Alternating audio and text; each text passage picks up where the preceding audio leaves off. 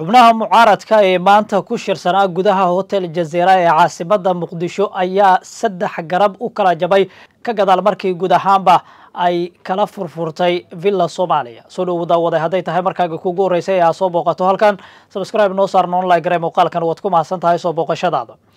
wararka laga helayo xubnaha mucaaradka ayaa waxa ay ku waramayaan in guud ahaanba xubnaha mucaaradka ay saddex garab u kala jabeen ka gadaal markii xukuumadda talada joogta ay ku dhex milantay garabyada siyaasadeed ee dalka isku haya waxaa la tilmaamayaa in mucaaradku ay saddex garab oo isla eg ay guud ahaanba u kala jabeen ka gadaal markii Villa Soomaaliya ay kala laaluushtay isla markaana waxaa la tilmaamayaa in garabyo isla eg ay noqdeen shirkii maantana waxaa la tilmaamayaa in guud ahaanba dhinacyadu ay ku hesheen waayeen isla markaana qaar ka mid ah xubnaha mucaaradka ayaaba shirka isaga baxay tani waxay imaanaysaa iyadoo maanta dowladda federaalka Soomaaliya guud ahaanba ay u diiday in warbaahintu ay la hadlaan xubnaha mucaaradka iyo qaarkood kuwaasi oo ogolaa guud ahaanba in warbaahintu ay la hadlaan waxaana guud ahaanba la dhigay hotelka iyo hareerihiisa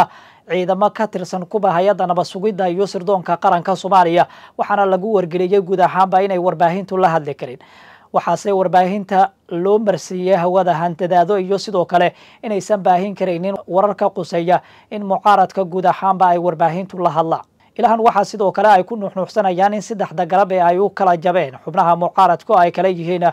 xasan cali khayre iyo sidoo kale shariif sheekh axmed oo isku garab ah kuwaasi oo istaagay door dhexdhexaadin ah isla markaana guud ahaanba aanan raacsanayn xubnaha mucaaradka kale iyo sidoo kale Villa Soomaaliya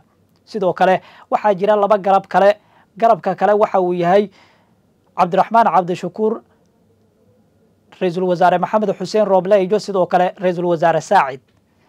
garabkaasi waxay guud ahaanba qaateen go'aan ah in guud ahaanba aanan villadu dib looga laaban isla markaana aanan lala shirin mar kale madaxweynaha jamhuuriyadda Xasan Sheekh Maxamuud isla markaana mar kale aysan kala hadlaynin arrimo quseeya doorashooyinka villadana ay dib ugu laabanaynin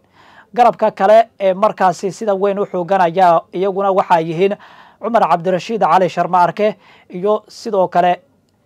Shariif Sakiin Maxamed Mursal Sheekh Cabdiraxmaan Daahir Maxamuud Geelle kuwaas oo iyaguna villada raacsan isla markaana ku go'aana waxay aaminsan yihiin in dib looga laabto villada isla markaana mar kale madaxweynuhu ay la hadlaan si markaas ay uga dhaadhiciyaan qorshahooda ku aadan in madaxweynuhu uu tanaasul sameeyo isla markaana madal dhexdhexaad uu yimaado si markaas loo sii ambaqaado wajiga kale ee wada hadallada ka soconaya Villa Soomaaliya waxaa la tilmaamayaa in guud ahaanba garabyada siyaasadeed ee ay u kala jabeen xubnahan ku midoobay madasha sabata bixinta markan guud ahaanba waxay noqonaysaa in madashaasi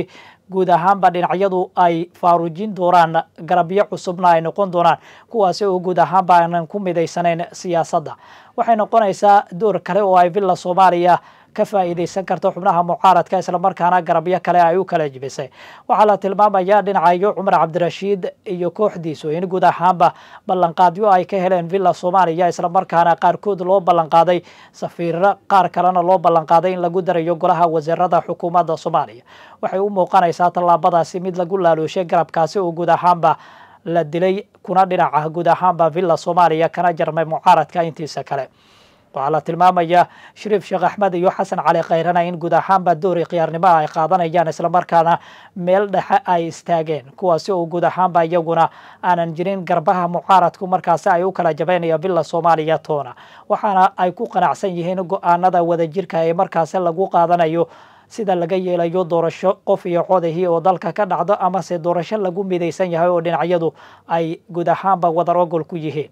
waxaase la tilmaamayaa intaasi ayna noqonaynin door markaasi Villa Soomaaliya ay ogashahay waxayna doonayaan kaliya go'aanka Villa Soomaaliya ka soo baxay inaysan suuragal ahayn in wadanka lagu hagi kareynin isla markaana door dhexdhexaad ah dowladdu ay qaadato si markaasi la isugu keeno saamileyda siyaasadeed ee dalka waxaa la tilmaamayaa Saacid iyo kooxdiisa uu ku jira Maxamed Xuseen Rooble iyo sidoo kale Cabdiraxmaan Cabdishakuur iyaguna waxaa la tilmaamayaa in guud ahaanba mar kale aysan doonayn inay la hadlaan madaxweyne Xasan Sheekh Maxamuud waxayna gasha seefta kala baxeen guud ahaanba waxayna doonayaan inaysan u laaban mar kale Villa Soomaaliya ayna qaataan go'aan cad oo ku aadan arrimaha doorashooyinka iyo wax ka bedelka dastuurka oo muddooyinkii ugu dambeeyay ay isku hayeen dhinacyada Villa Soomaaliyana arrintaasi looga hadlayay waxaa la tilmaamayaa isla markaana ay doonaysaa xukuumadda talada joogta in wixii ay laaluushi karto xubnaha mucaaradka ka mid ah ay laaluushto ka gadaal markii ay kala jibisana xubnaha kale ay awood ku maquunayso isla markaana ay meelmariso rabitaankeeda ku aadan doorasho qof iyo cod ah oo ay dowladdu doonaysay in dalka ay ka hergeliso. waxaana la tilmaamayaa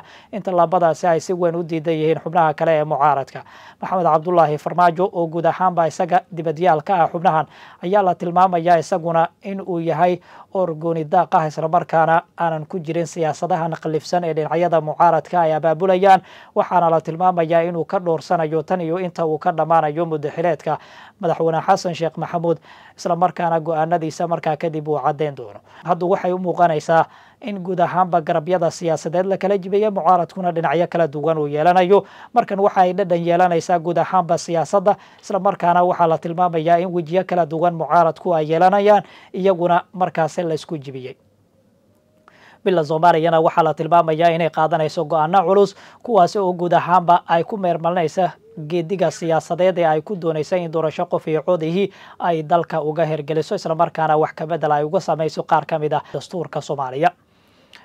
sidoo kale taliska hay'adda nabad sugidda iyo sirdoonka qaranka ayaa guud ahaanba hagalka ku aadan qorshahan iyo sidoo kale meelmarinta iyo kala furfuridda xubnaha siyaasiyiinta ee mucaaradka uu egmaday madaxweynaha. waxaana hogaaminaya taliyaha sirdoonka Soomaaliya Mahad Maxamed Salaad kaasi oo guud ahaanba amar u qaba in uu weeraro qaar ka mid ah xubnaha mucaaradka haddii ay ka biyadiidaan rabitaanka villa Soomaaliya halka qaarkoodna guud ahaanba uu xudxudanayo si markaasi wadadooda mucaaradnimo looga soo leexiyo isla markaana ay uga soo biraan saaxada ay saaran tahay villa Soomaaliya ayna doonaysa in doorasho qof ay codihii ay dalka uga hergeliso. maalmihii ugu dambeeyay siyaabooyin kala duwan ayay xiisada uga alowsan yihiin gudaha dalka. maantana waxaa dagaal xooggan ka dhacay magaalada caasimadda ee Muqdisho bartamaheeda halkaasi oo ay isku food saareen ciidamo ka tirsan kuwa dowladda federaalka Soomaaliya kuwa kale oo markaasi dadka deegaanka oo ay dowladda federaalka Soomaaliya doonaysay inay ka burburiso dhul markaasi ay deegaansanayeen muddo ku siman 30 sano halkaasi oo la tilmaamayo in dhimasho iyo dhaawac fara badan ay ka dhasheen walow dowladda federaalka Soomaaliya